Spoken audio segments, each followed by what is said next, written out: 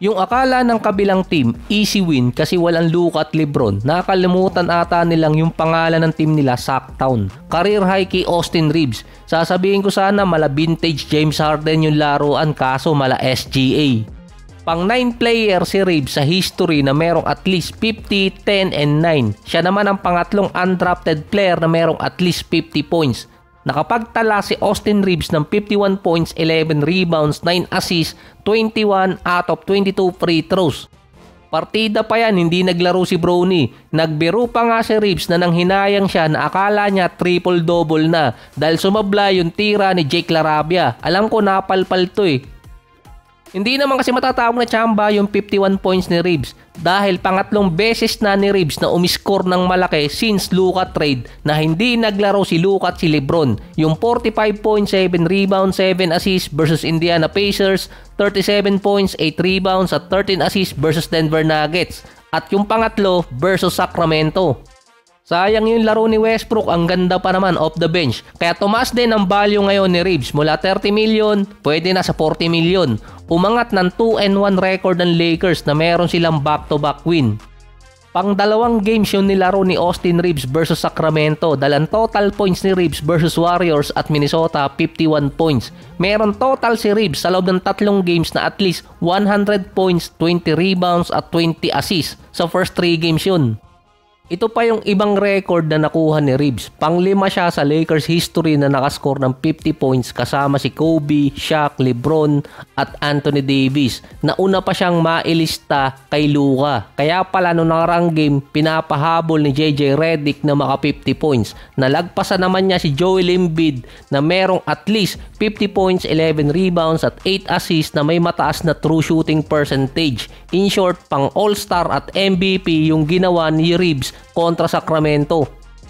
May average siya ngayon na biglang angat. Nasa 34.7 rebounds at 9 assists per game. All-star number yun. May chance pang ma-maintain ni Reeves ang stats na yon until pumasok ang December until January.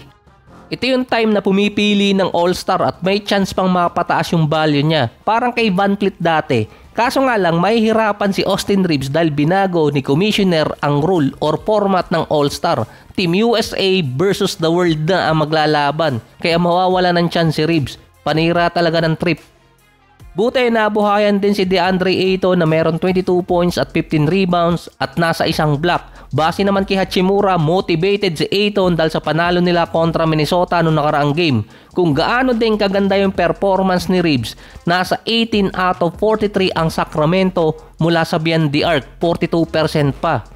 Samantalang yung Lakers 32%, 8 out of 25, 6 doon galing kay Reeves na ngayon may career total ng mahigit 500 3-point shot. Pero ang nilamang talaga ng Lakers doon free throws, 41 out of 46 kontra sa Sacramento na 12 out of 18. Home court pa ng Kings yun. Hindi makapaniwala si DeMar DeRozan sa mahigit 40 free throws na nakuha ng Lakers kontra sa kanila. 22 pa doon galing kay Reeves at 18 lang sa Sacramento. Halos magmakaawa na nga yung mga player ng Sacramento para mabigyan lang ng free throws. Ang naging sagot lang din ni DeMar sa 51 points ni Austin Reeves at tinatawag pang short-handed yung Lakers, 22 free throws ang binigay ng mga official kay Reeves.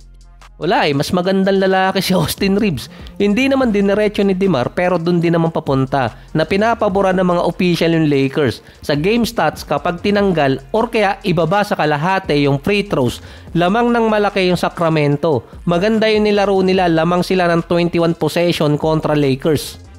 Nasa 5 players pa ng Kings ang nakascore ng 15 points pataas, sa Lakers naman 3. Syempre hindi mawawala ng mga questionable call doon. Isang play doon na naitulak ni Reeves si Dennis Schroeder pero si Reeves pa nakakuha ng foul at free throws.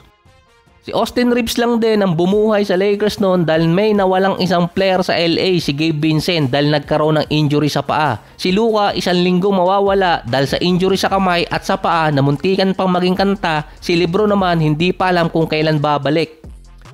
Ang next game naman ng Lakers, Portland. Back-to-back game kasi yung Sacramento at Blazers. Matindi rin naman yung second unit ngayon ng Portland na kapag naman nailusot ng LA, lalo na si Reeves, lalong mas maganda sa kanya.